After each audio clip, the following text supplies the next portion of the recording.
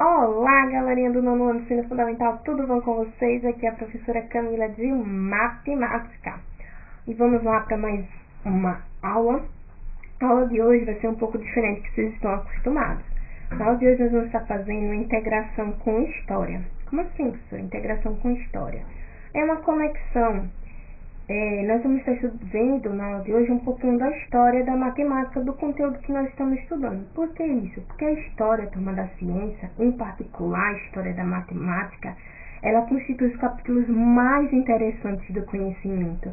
Ela permite compreender a origem das ideias que deram forma à nossa cultura e observar também os aspectos humanos do seu desenvolvimento, né? Podemos entender por que cada conceito foi introduzido nessa ciência e porque, no fundo, ele sempre era algo natural no seu momento.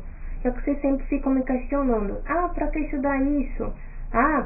Quando estamos estudando Bhaskara inventou isso, essa fórmula caiu do céu, criaram só para estar confundindo nossa cabeça, só para dar trabalho. Não.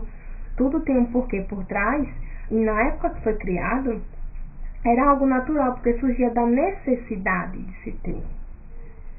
Então, na página 124 do módulo de vocês, tinha conexões, equação de segundo grau, que vai ser uma conexão, uma integração com história. Então, pega o módulo de vocês e vão acompanhando. Quem não tem o módulo, acompanha aqui comigo, certo? Então, podemos usar a ideia de equação de segundo grau em problemas práticos. Por exemplo, qual a medida do lado da área de um quadrado de 25 centímetros quadrados?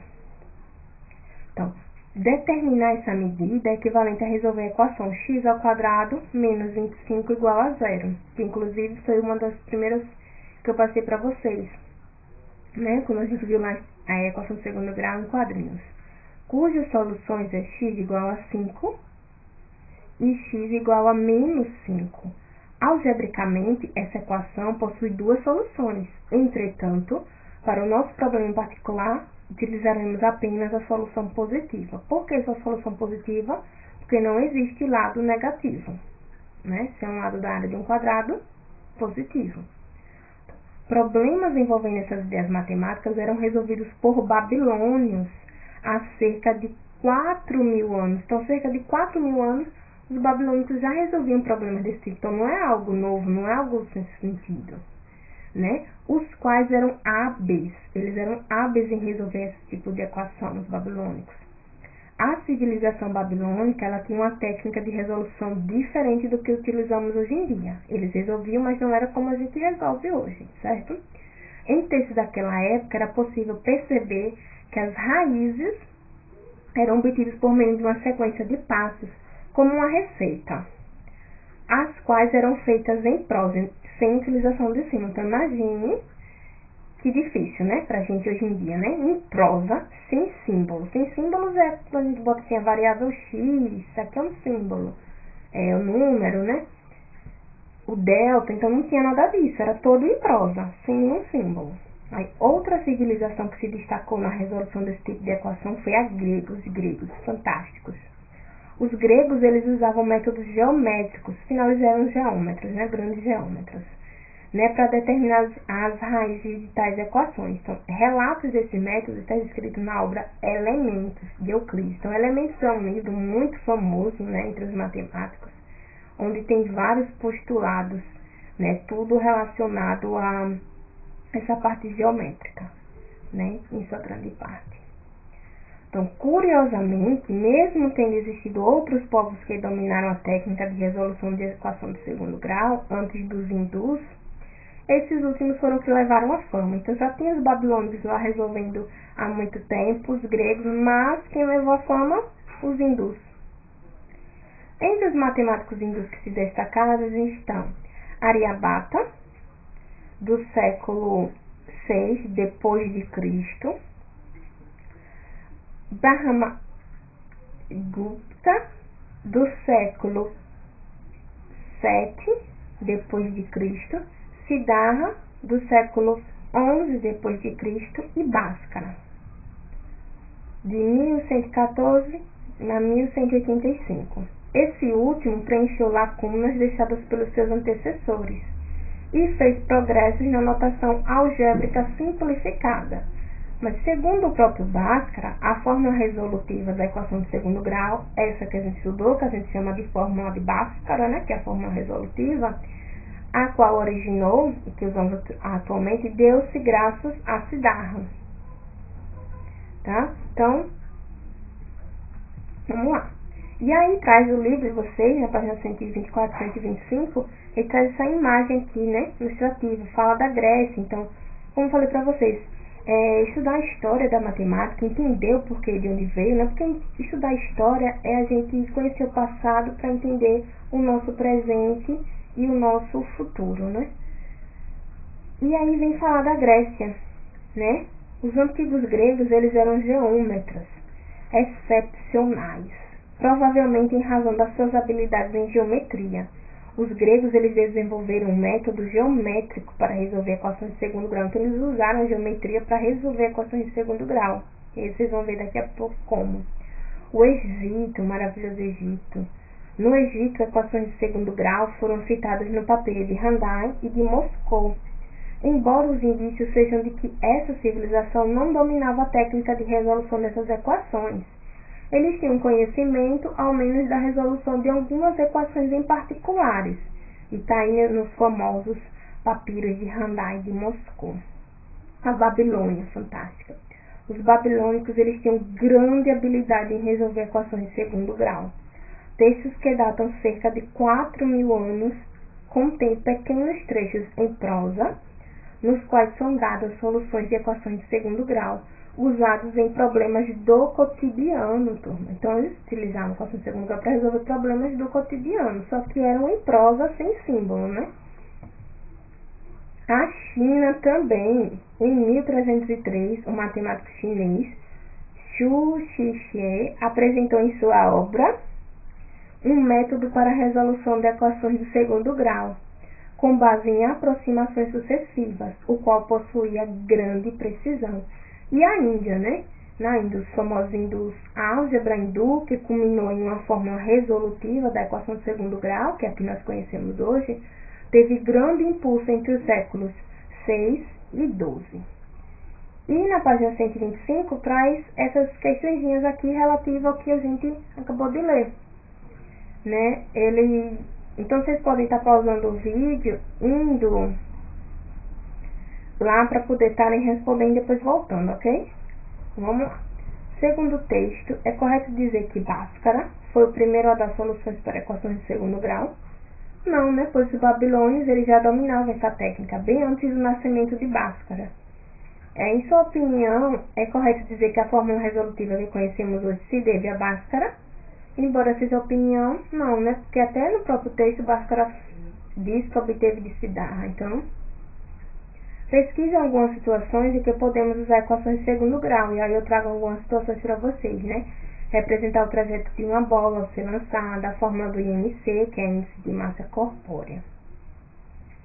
E, para estar finalizando, eu trago um vídeo para vocês falando justamente sobre essa parte de Bhaskara. Vamos lá? Então, preparem-se pra gente estar... Cadê mais? Que a gente tá aqui vendo.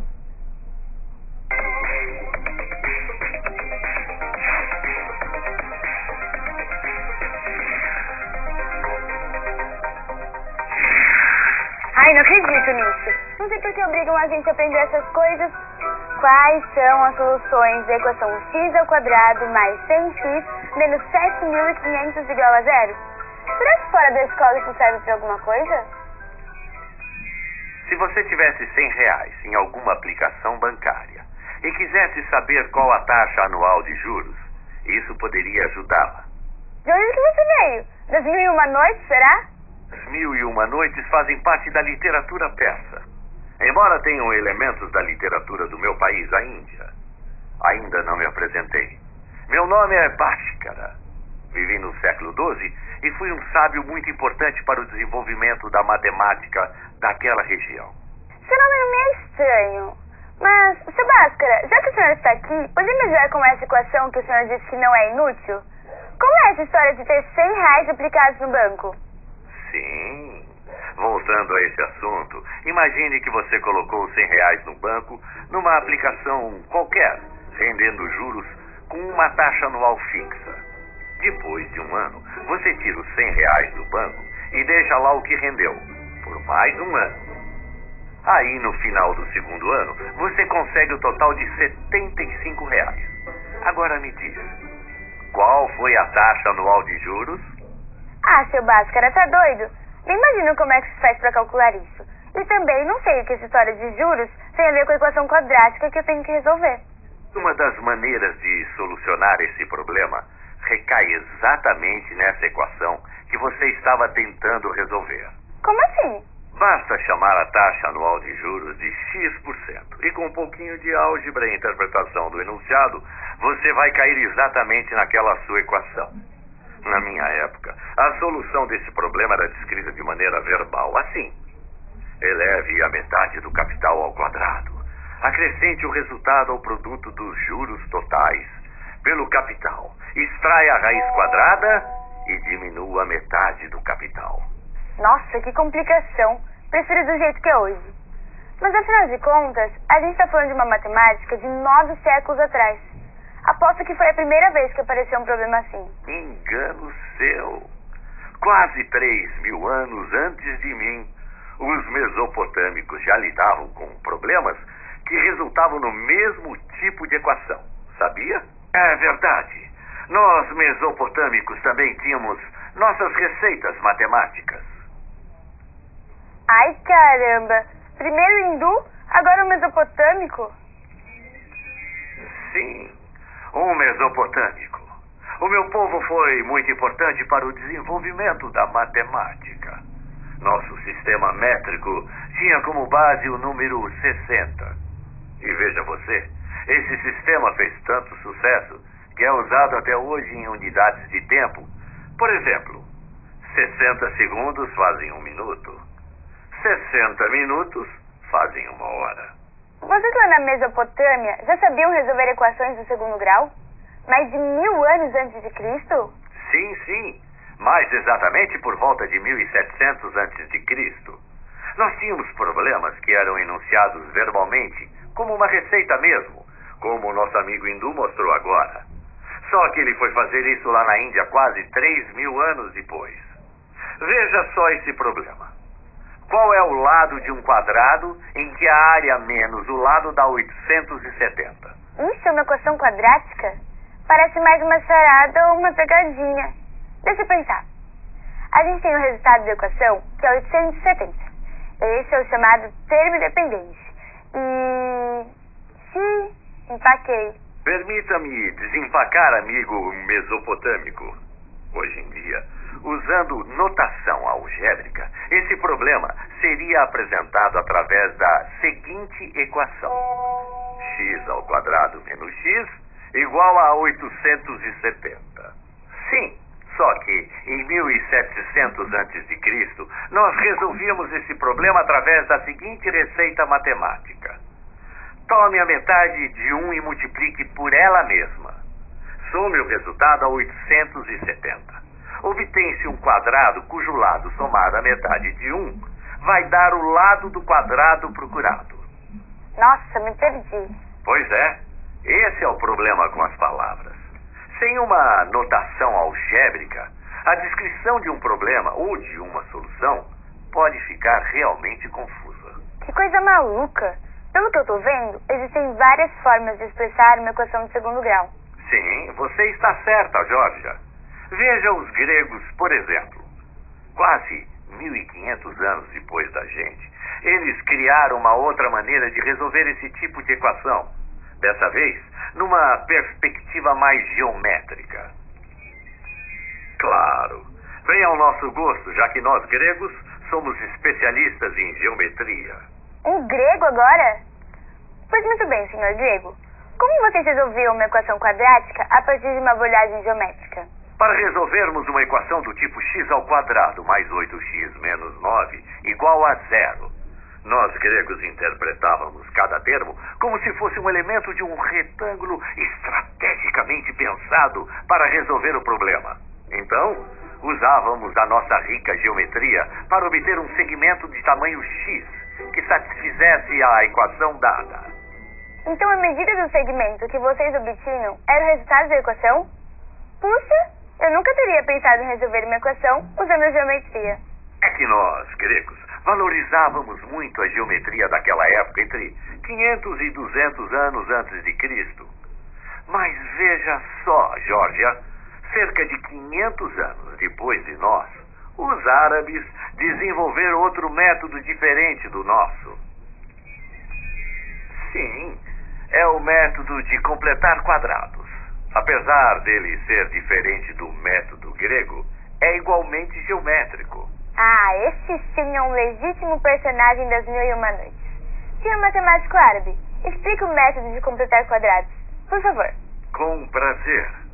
Vamos usar a equação citada pelo nosso amigo grego. X ao quadrado mais 8x menos 9 igual a 0. Fazendo a transposição dos termos, temos x ao quadrado mais 8x igual a 9. Nesse caso, a equação é interpretada como somas e subtrações de áreas. Vamos representar o x ao quadrado por um quadrado, de lado x. E para representar o termo 8x, faremos 4 retângulos de comprimento x e largura 2. Peraí, se essa figura que o senhor desenhou é a representação de x ao quadrado mais 8x, então a área dessa figura é igual a 9, como na equação, certo? Muito bem. Absolutamente certo. Agora vamos completar nossa figura e transformá-la num quadrado. Para isso, precisamos adicionar mais 4 quadradinhos de lado 2. Cada quadradinho tem área igual a 4. Então, a área do quadradão é 9, que é o valor da área que a gente já tinha, mais 4 vezes a área dos quadradinhos. 9 mais 16 é igual a 25. Perfeito. Então, se temos um quadrado com área igual a 25, cada lado desse quadrado vale 5. Portanto, x é igual a 5 menos 2 vezes 2, que são nossos 2 quadradinhos de lado 2. Isso significa que x é igual a 5 menos 4, ou seja, 1. Puxa, que incrível! Adorei essa forma de resolução, seu árabe. Mas quando foi que inventaram um jeito atual de escrever as equações? Quase 1000 anos depois da criação desse método, o matemático francês François Viète foi fundamental para a criação do sistema moderno de notação matemática, que abriu as portas para novos métodos e para a releitura dos métodos antigos. É verdade, meu caro amigo árabe. Eu me preocupei com a padronização de uma escrita algébrica que permitisse identificar as variáveis, os números e as operações de maneira simples e prática. Com isso, muito do que era descrito verbalmente ganhou a forma algébrica, que é a que se usa atualmente. É o caso da famosa fórmula para extração das raízes de uma equação quadrática. Fórmula que, curiosamente, é atribuída ao nosso amigo Bhaskara. Ah, eu sabia que já tinha ouvido falar no seu nome. É a fórmula de Bhaskara, a fórmula para resolver equações de segundo grau. Eu acabei de aprender isso na escola. Pois é, o nosso caro Viète tem razão. Eu não inventei fórmula nenhuma. Nem fórmula existia na minha época. O que existiu há quase 4000 anos foram maneiras diferentes de resolver equações do segundo grau. Essa fórmula para a resolução de equações de segundo grau só é conhecida como fórmula de Bhaskara, aqui no Brasil por causa de um engano que aconteceu por volta de 1960. E o meu nome acabou ficando.